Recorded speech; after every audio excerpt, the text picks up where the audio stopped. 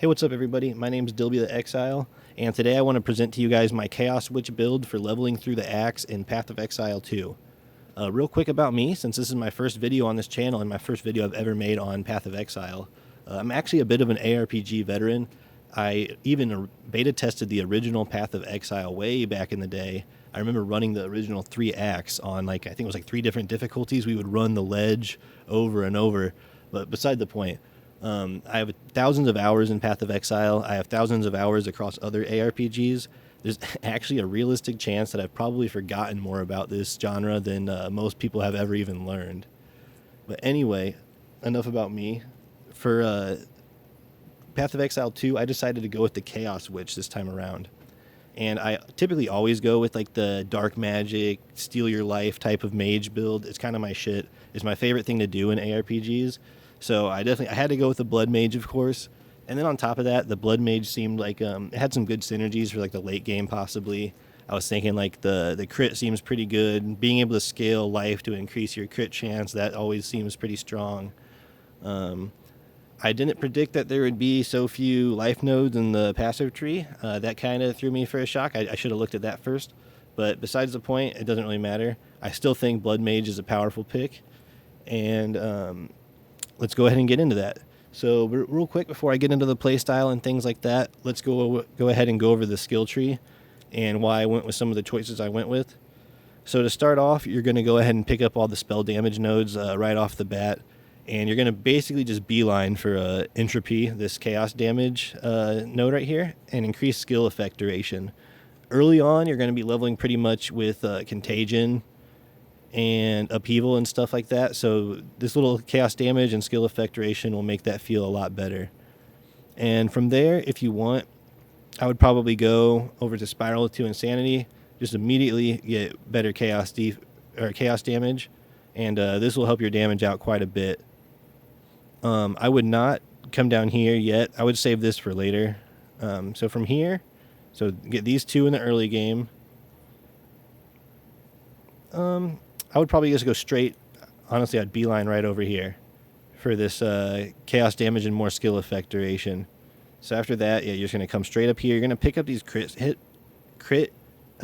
hit chance nodes if you want. So in the early game, you don't actually have to pick these up. If you prefer, you can actually come down here and take this route.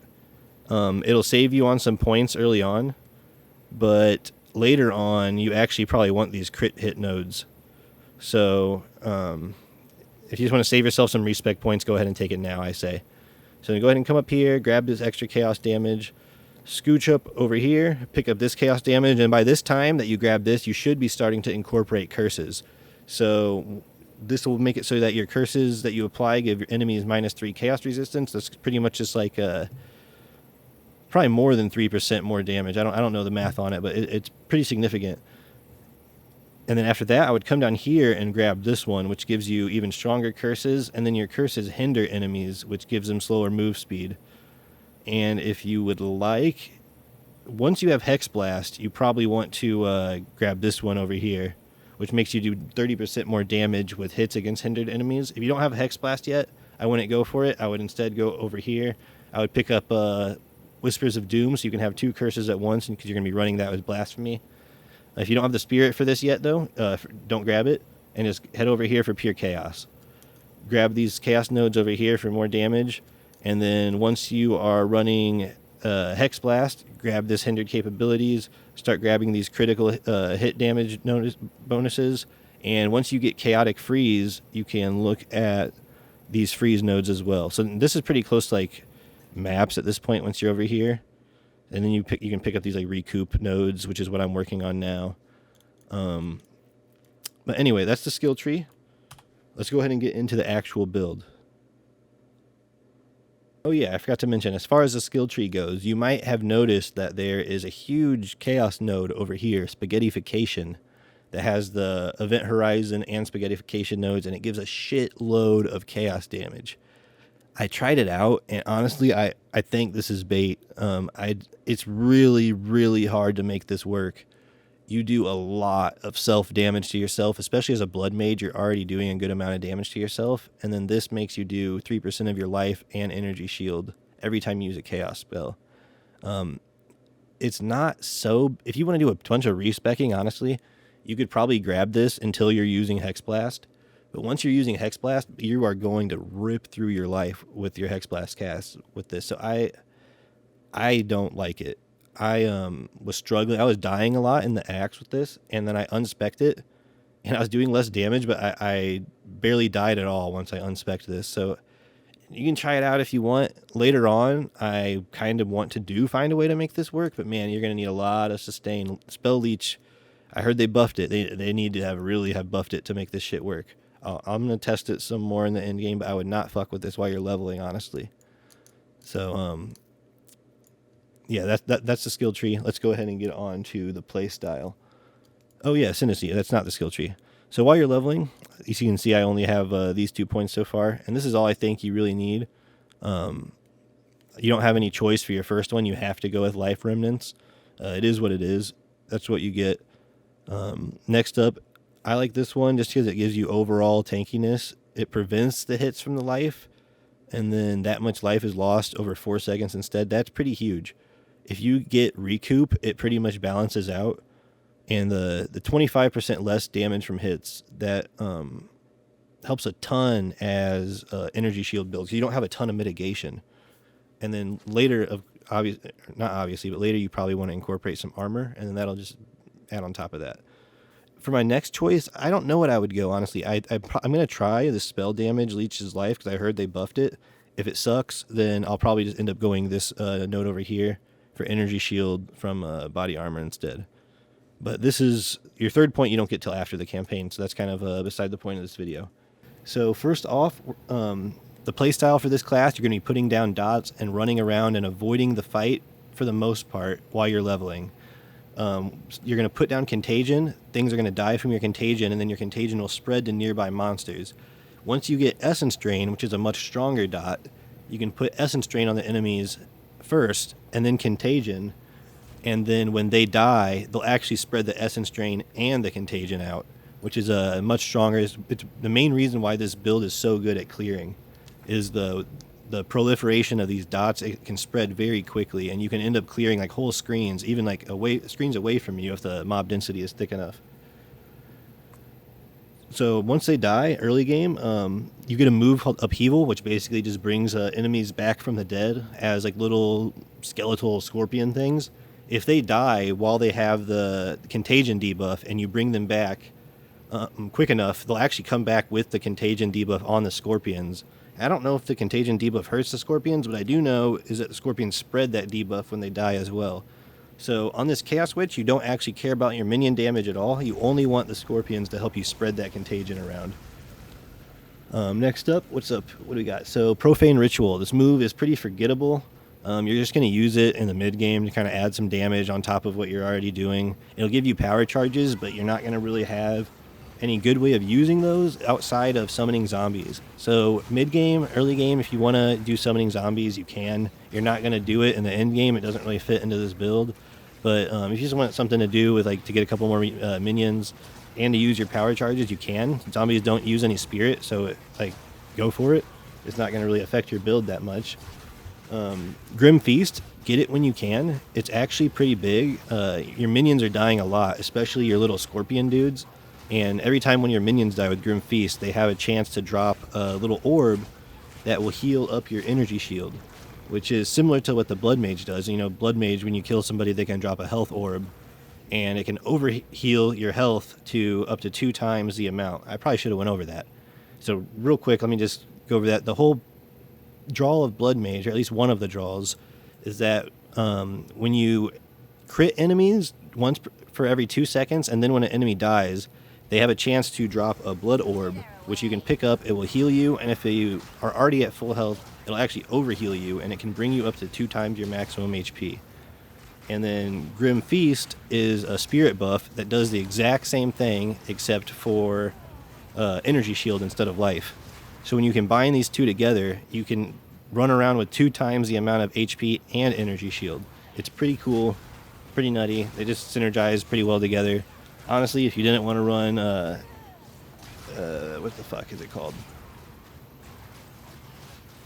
Grim Feast, sorry. If you didn't want to run Grim Feast, you don't have to.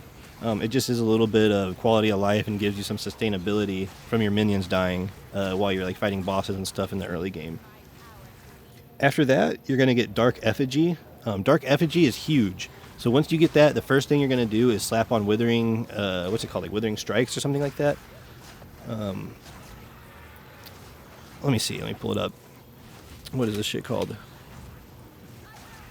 Dark Effigy, Withering Touch.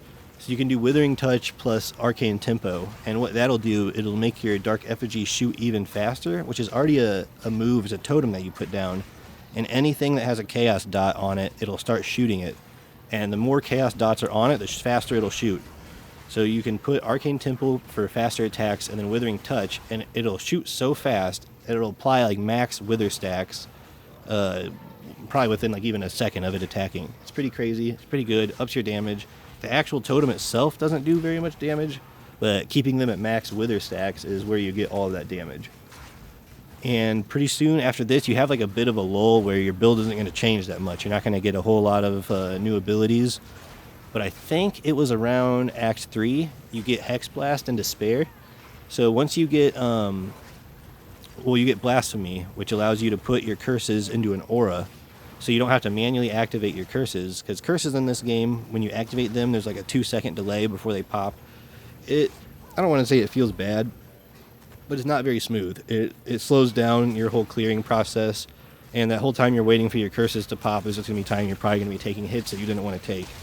So I like running Blasphemy, which makes your curses an aura. Anything that gets close to you is automatically cursed, doesn't take any mana, it just takes a shitload of spirit. So you need to be running a Scepter most likely to make this build work. You have to while you're leveling. There's no way you'd be able to fit all this shit without a Scepter. Or not a Scepter, a Scepter, that's what it's called. So you run Blasphemy, you put Despair in there. If you can get the perk at the top of the skill tree that lets you have 2 curses, you can also run Temporal Chains, or the one that makes them do less damage to you. I forgot what it's called, but Temporal Chains I think is better. It slows down the monsters, and with Blasphemy they're going to be kind of close to you anyway, so having them slow is going to make dodging way easier. And an added thing that most people don't think about is it actually makes your dots last longer. So it's pretty good for Chaos, which it just goes hand in hand with like Essence Drain and Contagion. So then finally, you get Hex Blast. This is where your build really starts to pop off. You fill out your weaknesses with this. Hex Blast, there's not a ton of like really good supports that you can put in early without like some good gear synergy. So what I like to run is I do Inevitable Critical. I do Chaos Mastery for the extra level of Skill Gem. Inevitable Critical just makes it so that the longer you go without critting, you're like constantly building up a crit chance until you do crit and then it resets. And if you want, this is later, but you can go Potential, and this lets you use your power charges that you get from Profane Ritual. And it gives you extra crit chance essentially when you use Hex Blast. It'll consume your power charges and give you crit chance.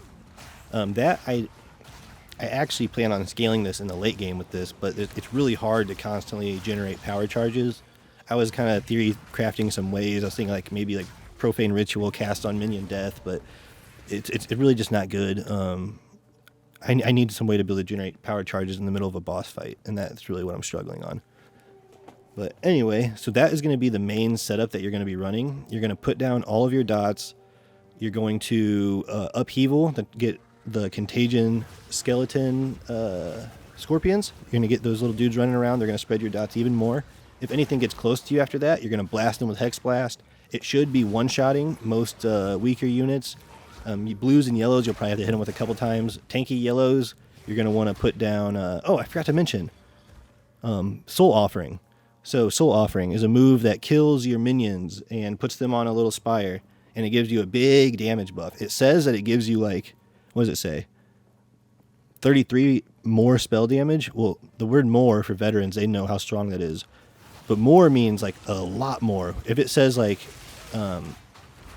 increased damage, that just means like it'll give you exactly what it says. It'll give you a little bit more damage, but if you already have like 300% increased damage, 50% more increased damage is not actually 50% more, you know? It's like 15% more or something, I don't know.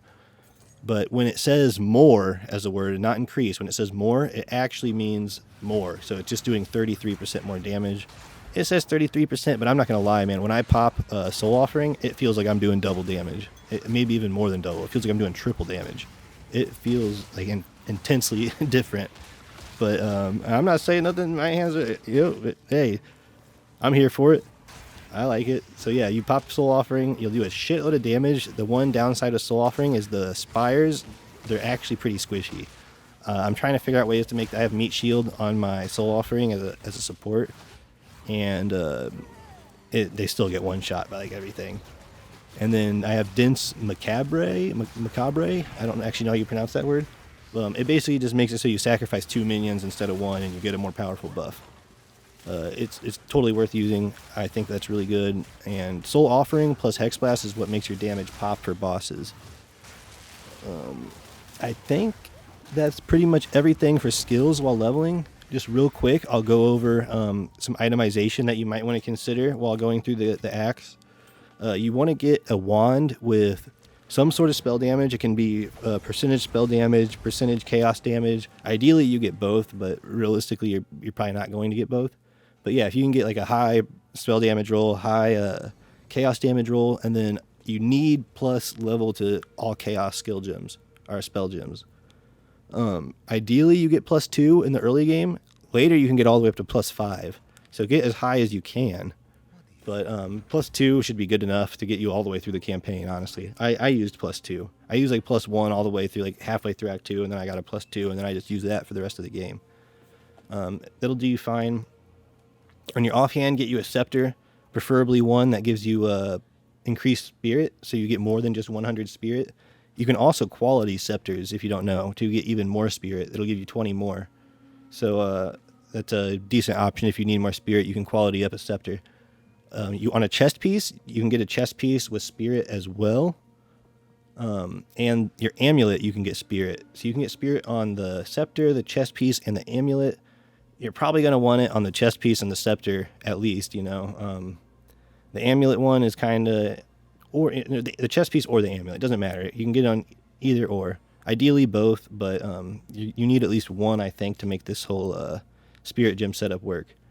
So while you're leveling, outside of your weapon, you really just want to focus on resistances first. So like your number one goal, I would say, maybe equally. So resistances are probably more important unless if they're bad enough, resistances are important. If your resistances are like at 50, you probably want to prioritize life over resistances, but you need to get your resistances capped as soon as you can. So like 75, 75, 75 for like fire, lightning, and frost. Chaos does not need to be 75, but I am under the impression that it will need to be 75 later once you're in maps. But through the axe, the campaign, don't worry about it. And the way that you're going to accomplish this without, breaking the bank, I'm probably going to do a tips and tricks video later down the point, but I'm going to go ahead and throw in one of my main tips and tricks for my Chaos Witch friends over here. So while you're going through the axe, do not be wasting your exalts on like crafting gear and shit like that. Honestly, just save like your exalts for buying gear. And you're probably going to want to buy your first exalt you get. I would buy like a wand if you don't have one, or a pair of boots. And constantly be checking the vendors while you're going through here, or going through your axe. Every time you level up, your vendors reset. So yeah, you want to be checking for a plus chaos spell skills wand, movement speed boots, and then like any like life and resistance gear. Outside of move speed on the boots and spell gems and damage on the wand, you just want life and resistances through the axe. You don't want to make it overly complicated. Just get life, resistances, some life regen, that's cool too. But really just life and resistances. Don't overcomplicate it. Put sockets in your gear if you need to. Put your runes in there to get extra resistances. That's what they're there for. The runes, they're not rare. You probably won't run out of runes. I mean, you won't run out of the resistance runes, most likely. You might run out of the things that put runes into gear, but the actual runes themselves, they're not like super rare for the resistance ones. Also, if you can get health flasks, this is another big one. You want to get the ones that have the gains 0.2 charges per second or whatever stat line on them. So constantly be rolling for flasks until you get one like that. If you get a health or a mana pot like that too, that's even better. And that'll just make it so like on long boss fights, you never run out of potions really, which can be pretty good, especially as Blood Mage. You can sometimes, especially when you're going like Hex Blast and you're really DPSing a boss, you can end up taking out like 60% of your health in one big rotation. So it's nice to be able to constantly pop those potions and have that health coming back as well. Outside of that, that should be pretty much everything that I can think of that you might need to know for leveling through the campaign. I'm sorry if this was a little long-winded. This was my first video like this. I tried to make it clear and concise and not give you any information that you don't need, but I'm a bit of a waffler. I like to talk, so I don't know how well I did on that. And then looking forward to the future with this build, I do think that this build has a lot of potential to become one of like the premier blasters in this game, just for the fact that it's such a smooth mapper. It clears maps like really well. Its bossing has some work to do, but I think that it's very workable. Like the work is very doable, I guess is what I'm trying to say. Like I totally think that we can push the single target damage high enough. There's so many avenues that I haven't tapped into yet. Like I don't even know like what unique armors are in the game yet. I looked a bit at like the unique wands and scepters. There's really nothing. They're like all leveling gear. There's like one high level scepter and it didn't stick out to me. There might be some gear. I need to look at ways at like using charges to get more damage. Freeze. There has to be some way for me to turn freeze into more damage because I'm getting constant freezes right now. Chaotic freeze. I forgot to mention that. Fuck. Okay, whatever. I'll do it real quick. Chaotic freeze. You can later on you'll get it, and you put it in contagion when you do. And once you do, it's fucking insane. It makes it so that any hit against a target with a chaos dot builds up freeze. So you put contagion on them, and then you blast them with hex blast, and you'll freeze normal units in one hex blast. And bosses, it'll take like, I don't know, like 5 to 12, I guess, depending on how strong the boss is. But you'll freeze bosses pretty quick too. And it just seems like exceptionally strong, the whole chaotic freeze support. And I just know there has to be a way to turn that freeze into like massive damage. But I haven't quite tapped into it yet. I haven't figured it out. I don't know if we should be doing like cast on freeze, but like I don't know like what spell I would want to trigger. I'll look into it and I'm going to figure it out. My goal, we're going to get this Chaos Witch to be one of the main league starting specs in the entire game. That's my goal. So besides that, if anybody has any tips that they want to give me for Chaos Witch or any advice, any things that they're doing to scale their Chaos Witch that they think might help, I'm all here for it. I do plan on doing an update once I get further in the maps. I'm still fairly early. I'm only in like tier 2 maps right now, but my defenses feel pretty good. Sometimes I can get hit by like some bullshit that I should have dodged, and it'll still like maybe not kill me in one hit, but like 2 hits. So I still have some stuff to do with my defenses to work on. I do plan on adding armor. Right now I'm just energy shield and a little bit of armor, but I need to be a lot more. I'm rocking at level 70, I think. I have 1,087 life, 1,871 life, sorry, and 476 shield. And keep in mind that that is all doubleable. I'm often running around with 3,000 plus life and almost 1,000 energy shield. And that's like a really low energy shield numbers. I know I can pump that way, way up. But anyway, I hope everybody enjoys playing their Chaos Witch. I hope that this video made sense. I will have to edit it and look back on it. And if you have any info, any advice that you want to share with me, like let's do it. Let's make this Chaos Witch fucking crazy. I know we can do this, guys. Let's create like a little community for the Chaos Witch and see how far we can push this shit. I don't really know. I'm just kind of talking at this point. So I'm going to end the video. All right. Appreciate everybody who stayed this long. I don't know why the fuck you did, but I appreciate you. And enjoy. Hope everybody gets some good drops.